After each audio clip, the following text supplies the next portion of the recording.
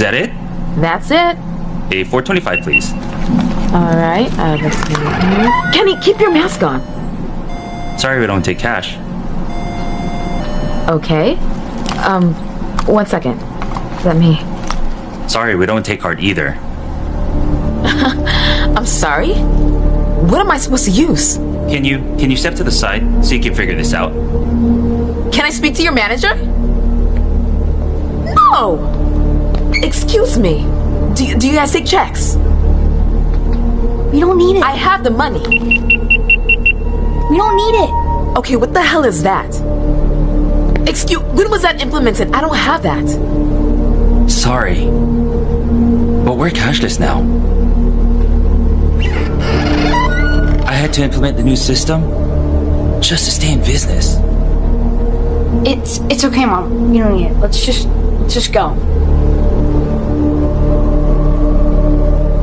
I hope you understand. Oh, but hey, if you want to check out Mike's Corner store right up the street, you might have some luck.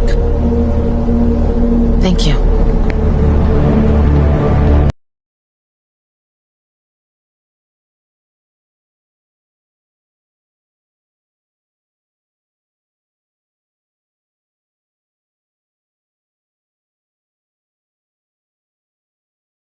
More now of our special coverage here tonight, life in the U.S. in 10 years' time. By that time, there may be all kinds of new ways to safeguard and identify all those things that make each of us unique, our faces, even our fingerprints, even our eyes. Here now with more on the future of technology, NBC's Tom Costello. The year is 2017. You're rushed to a hospital unconscious with no ID or medical history, but thanks to a microchip under your skin, it's all there.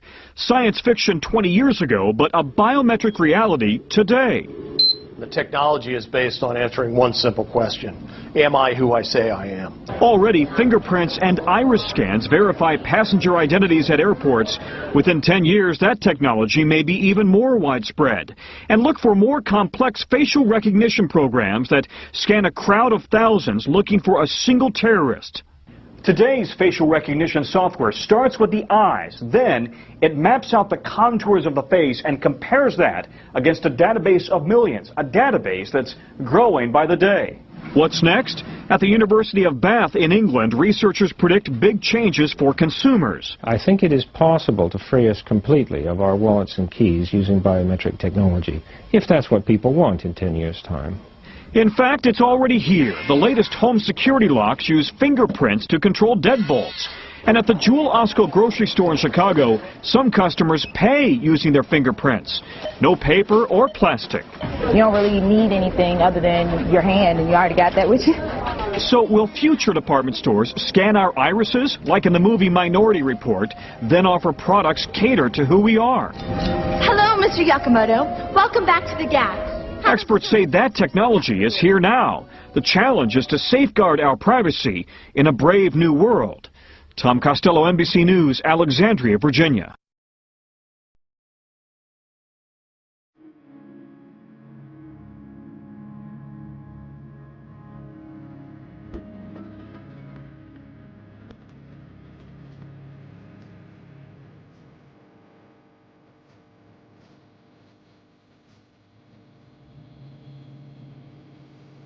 Pull the needle out, we put a Band-Aid on her and she's chipped.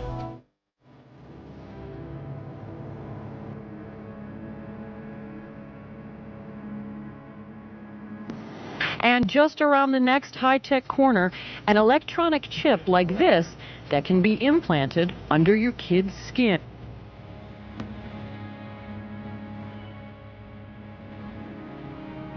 Pope Benedict XVI and his security detail will reportedly begin using RFID technology to begin tracking priests and employees at the Vatican.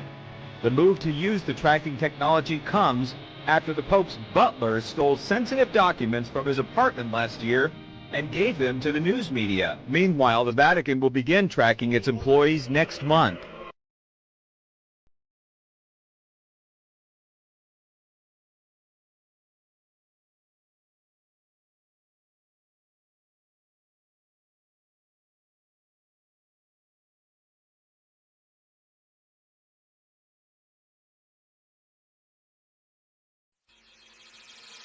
I had a friend, Nick Rockefeller, okay, who was one of the Rockefeller family, and he, when I was running for governor in Nevada, he came to me, introduced himself to me through an attorney, and we became friends. We started talking about things, and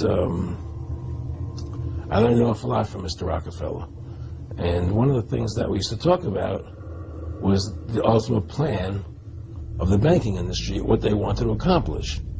The whole agenda is to create a one-world government where everybody has an RFID chip implanted in them. All money is to be in those chips, right? There'll be no more cash. And this is given me straight from Rockefeller himself. This is what they want to accomplish. And all money will be in your chips. And so instead of having cash, anytime you have money in your chip, they can take out whatever they want to take out whenever they want to. If they say you owe us this much money in taxes, they just deduct it out of your chip digitally. Total control. Total control. And if you're like me or you, and you're protesting what they're doing, they can just turn off your chip. And you have nothing. You can't buy food.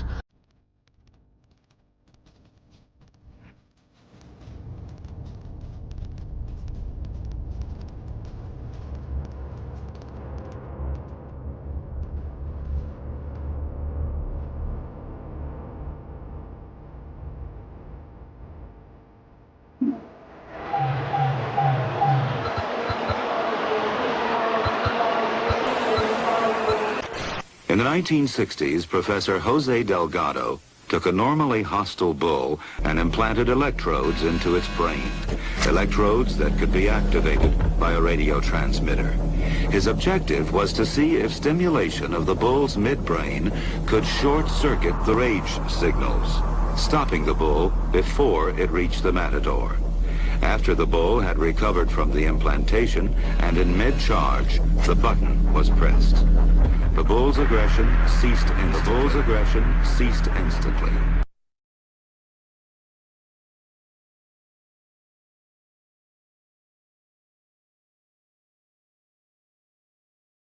A clearer experiment was performed with cats.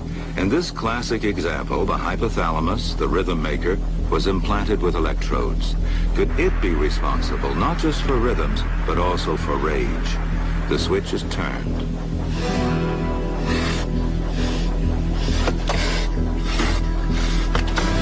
Then the switch is turned off.